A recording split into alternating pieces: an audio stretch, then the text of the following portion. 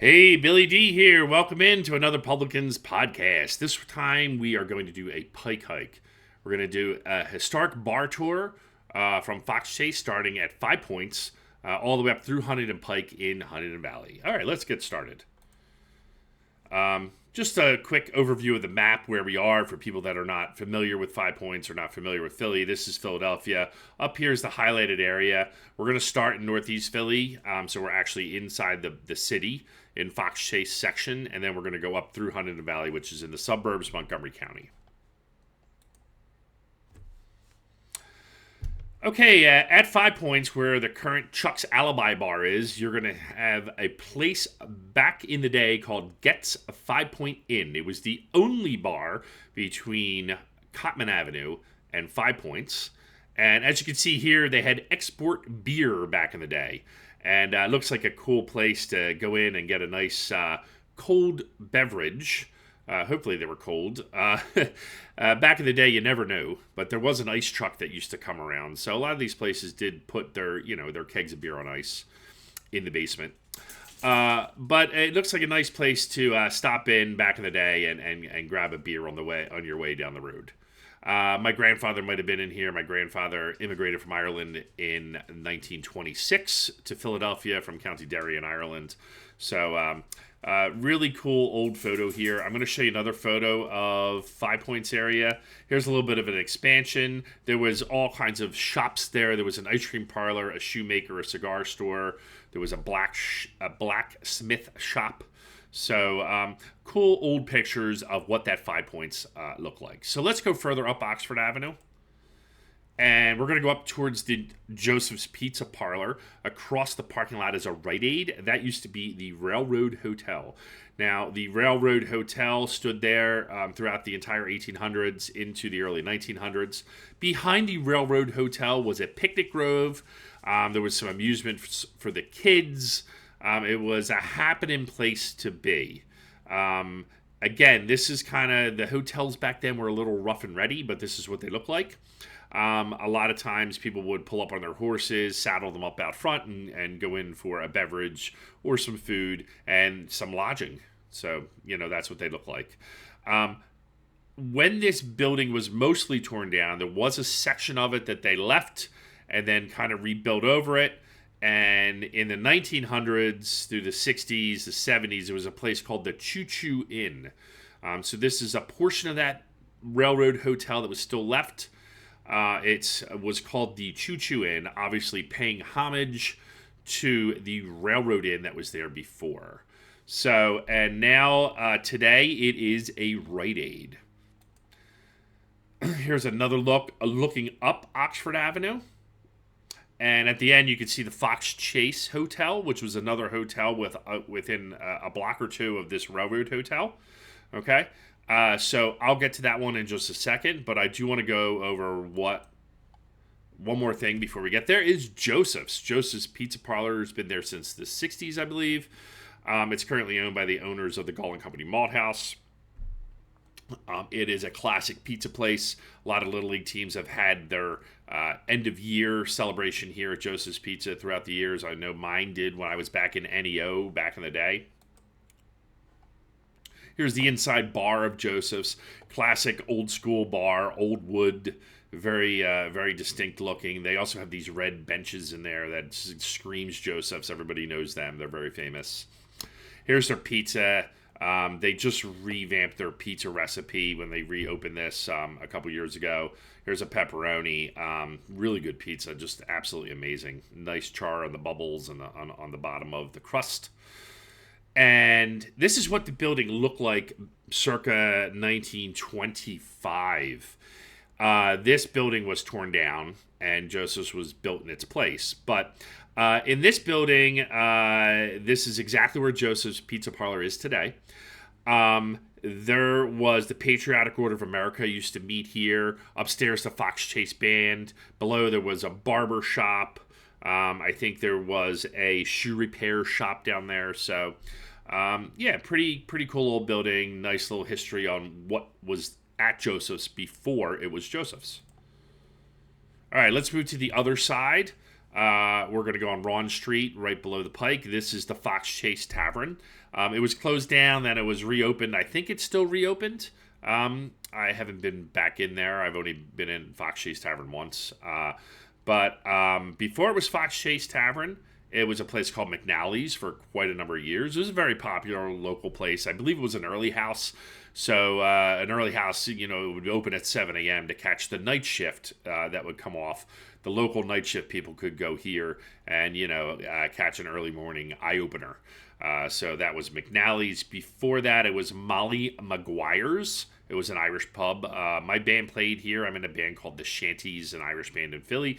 We played here many, many years ago, and as did several other bands. So I used to run trivia at Molly Maguire's too.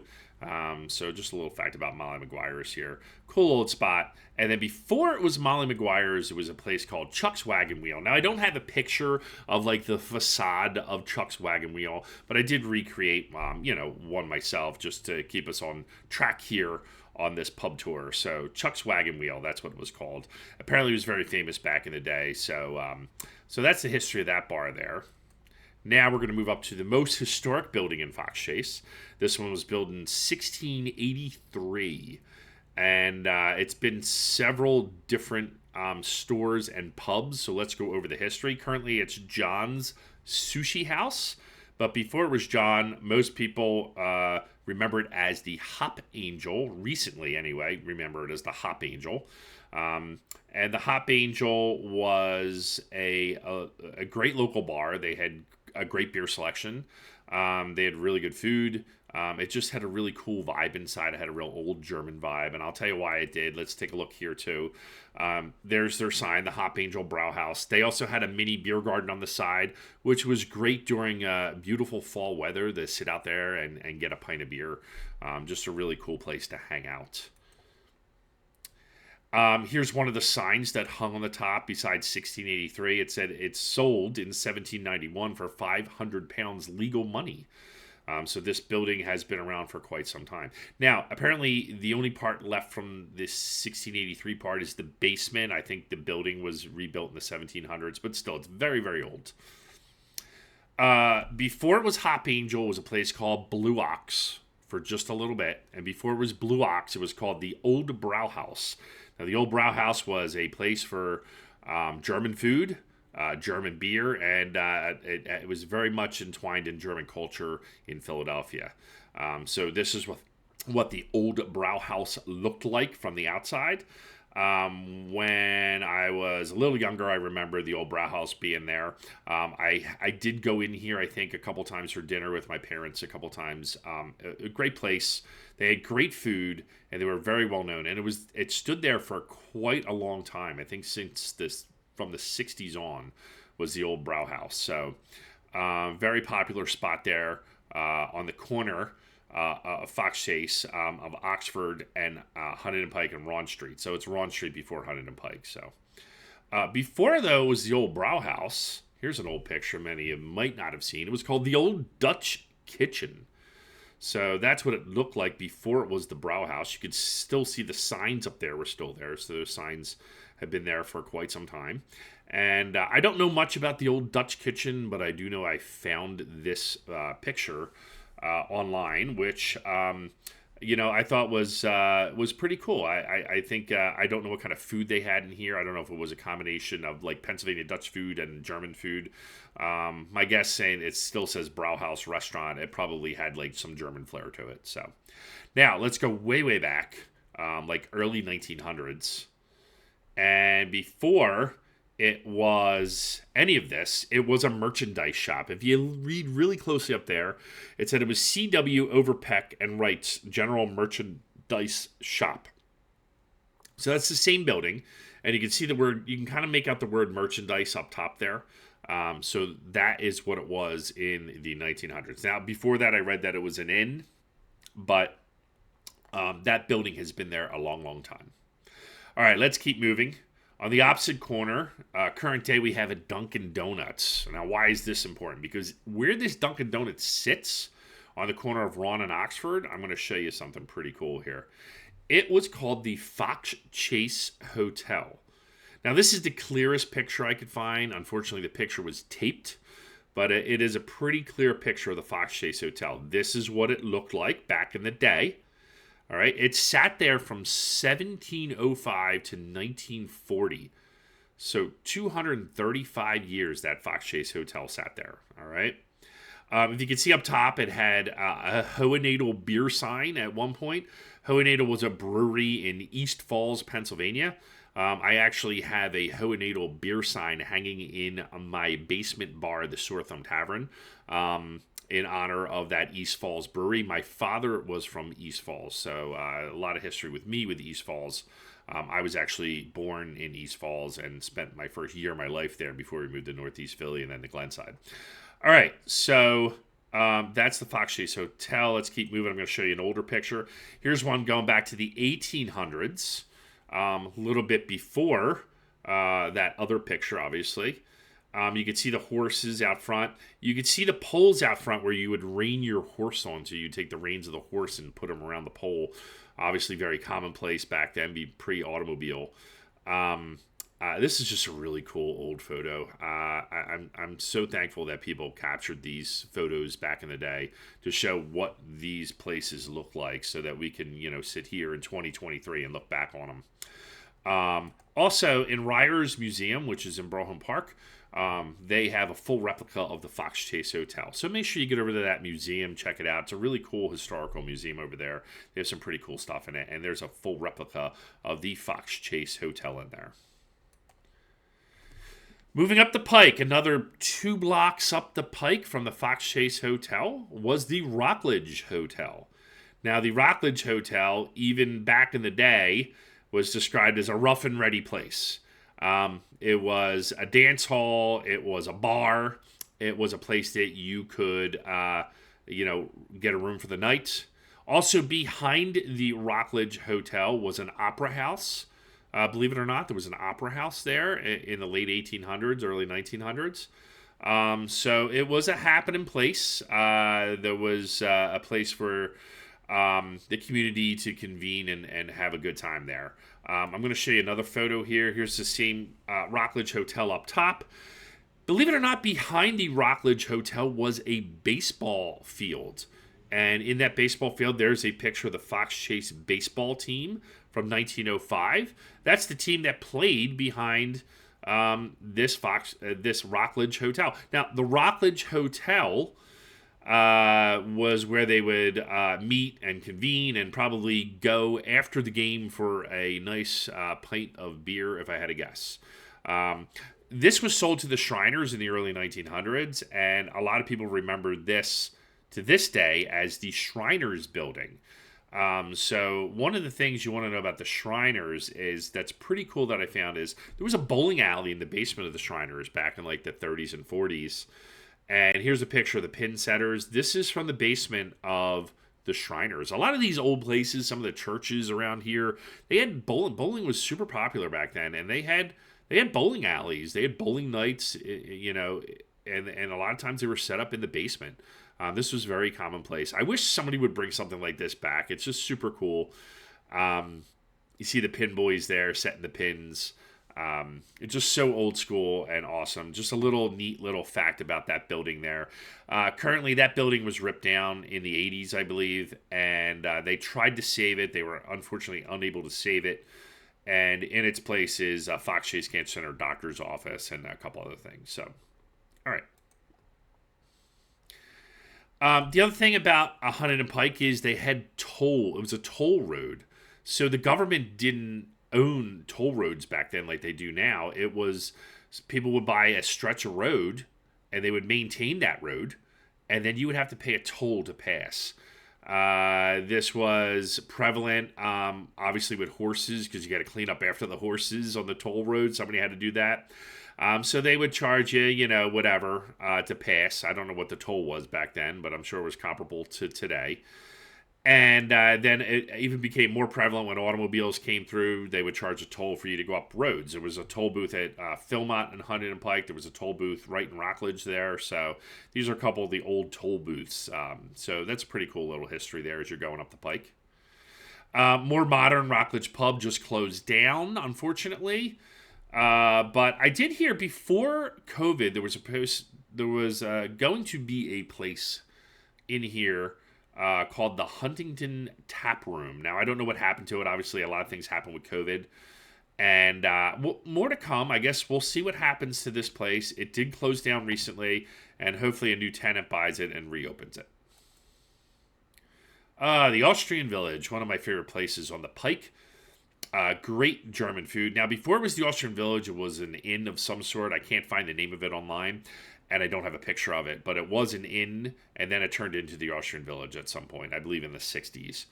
But it's a great, they have great atmosphere inside, very European, great German food. It's very festive, especially around Oktoberfest time. Here's a look at the restaurant area. Here's a look at the bar area. You can see how festive it is inside the Austrian Village. It's a really friendly place to go. It's really reasonable. You can get a liter stein of beer in here, Hofbrau Oktoberfest. It's just a great local restaurant. So if you're in the area, please stop in and check. Very friendly bartenders too. The Gall & Company Malt House. Now, this moved in a few years back, and it is just probably one of the center attractions in Rockledge right now. It's a great bar. They have unbelievable food. I run trivia here currently on Tuesday nights at 8 p.m. every Tuesday, so it's a great place to stop out, get a bite to eat, come play trivia with me. They have beers on tap. They have their own beer called Gall Light.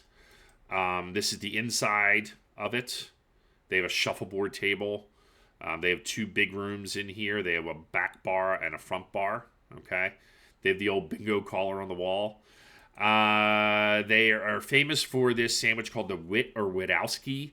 It is a kielbasa cheesesteak. They make their own hand-cut fries. This was on diners, drive-ins, and dives. So it's a very famous place. Quickly famous. It only opened a couple years ago, and it's the talk of the town. So cool spot, great owners, great local business. Come support it. Before it was the Gall & Company Malt House, it was Breen's. And the Breen family have a huge history of owning pubs all the way back historically in Philadelphia. So this was one of their locations, was here. Another location was downtown. Here's an old school shot of their downtown location.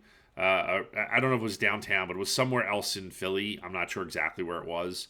But you can see the old school. There's no bar stools at the bar. That was very common back in the early 1900s.